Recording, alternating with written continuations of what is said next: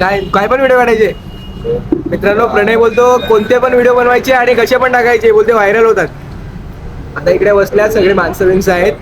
बोलते इकडे व्हिडिओ बोलून दाखव तुझा कॉन्फिडन्स लेवल बोलते चेक करू.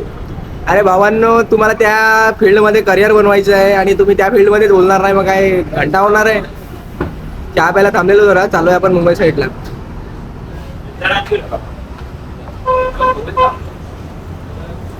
तुम्हाला काही ना काही अचीव करायचे असेल ना तर त्याच्यामध्ये स्ट्रगल करावंच लागते आणि लाज ही सोडूनच द्यावी लागते.